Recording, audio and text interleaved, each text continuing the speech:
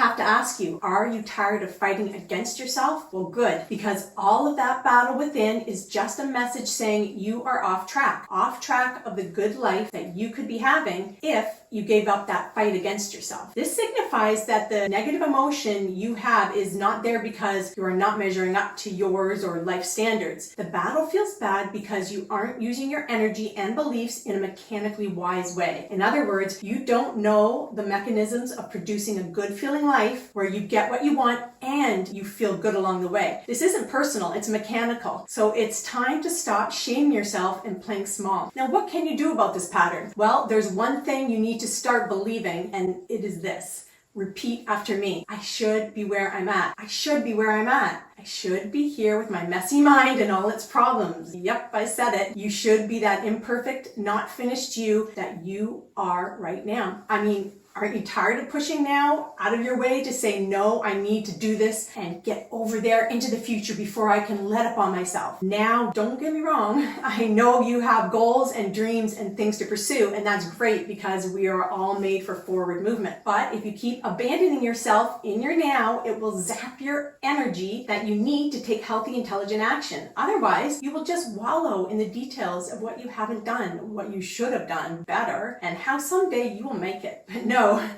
you won't make it in the future, as that future will never come. In fact, right now is your old future, and you are doing it to yourself again. That is mistakenly using the mechanics of life incorrectly. All that harsh judgmental pressure makes you disconnected from your whole self, and your system is going to yell at you in the form of negative emotion. So you need to become aware of that you who is good enough right now. That you who should be right where they're at, whatever the circumstance. But don't confuse being there for yourself with slothing around aimlessly, gorging out and producing little. This is different. When you stop abandoning yourself, you will have more energy than you did before. And as you learn and apply tools that help you go after those goals, because you will have more motivation and natural drive than before, you will become this higher energy, more productive person, but also someone who doesn't have to produce to treat themselves with care and respect. That you without the battle is enough, just being themselves. You have been hiding that productive, successful self behind the lie that you aren't enough now. So this means you aren't going after things to prove who you are. You are inherently worthy and successful internally. Then, with knowing that, you act like the excited human with tons of energy and life force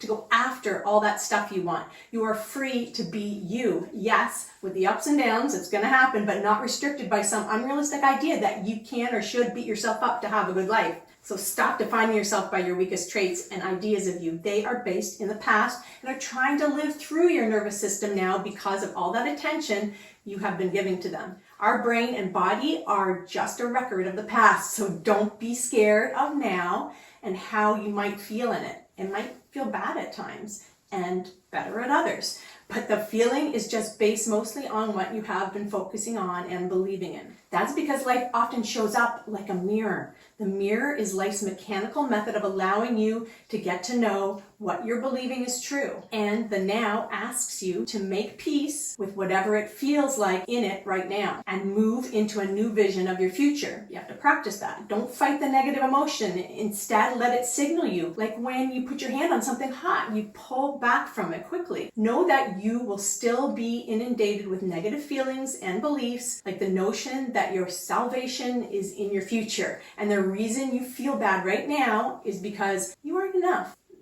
So it says, try harder and be better, you loser.